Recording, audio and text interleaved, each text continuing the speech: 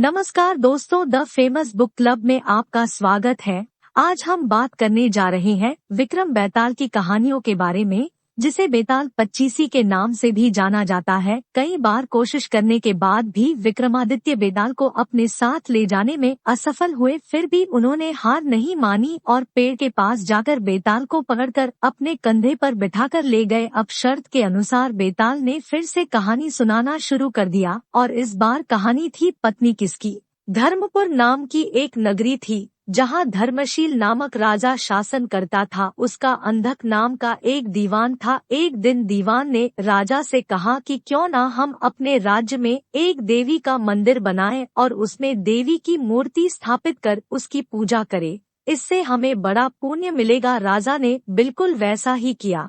तो एक दिन देवी उसकी भक्ति से प्रसन्न होकर उससे कोई मनचाहा वरदान मांगने को कहती है। राजा की कोई संतान नहीं थी, तो उसने पुत्र प्राप्ति की इच्छा जताई और देवी की कृपा से राजा को एक लड़का हुआ। पुत्र प्राप्ति के कारण पूरे राज्य में खुशी का माहौल था। एक दिन उस राज्य में एक धोबी अपने मित्र के साथ वहां आया। उसने देवी का मंदिर देखा तो अंदर जाकर दर्शन किए। तभी उसे एक सुंदर लड़की दिखाई देती है।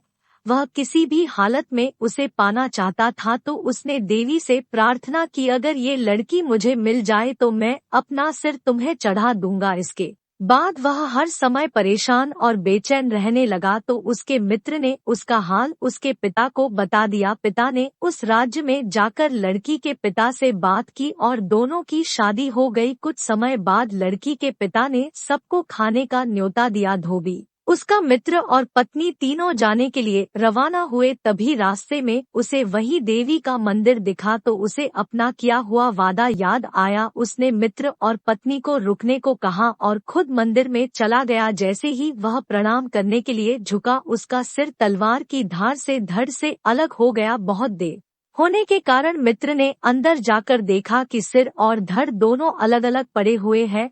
वह घबरा गया और सोचने लगा कि दुनिया बहुत बुरी है। सब यही सोचेंगे कि अपने मित्र की पत्नी को पाने के लिए मैंने इसका सिर काट दिया, इससे अच्छा तो मर जाना है। उसने अपना सिर तलवार से काट दिया। बहुत देर होने के कारण पत्नी बाहर खड़ी चिंतित हुई, तो उसने अंदर जाकर देखा तो नजारा देखकर हैरान हो गई। उसने सोचा कि अब जीने का क्या फायदा, लोग तो यही कहेंगे कि कैसी औरत है, दोनों को मार डाला। इतने में पत्नी ने भी तलवार उठाई और अपना सिर काटने लगी, तो वहां देवी प्रकट हुई और पत्नी के हाथ से तलवार फेंक दी। देवी ने कहा कि मैं तुमसे खुश हूँ, इसलिए मांगो कि तुम्हें क्या चाहिए। पत्नी ने कहा कि आप बस इन दोनों को जिंदा कर दो। देवी ने कहा कि तुम इनका सिर धड़ से जोड़ कर रख दो, मैं इन्हें जिंदा कर दूंगी। पत्नी ने जल्दबाजी में दोनों का सिर उल्टा जोड़ दिया।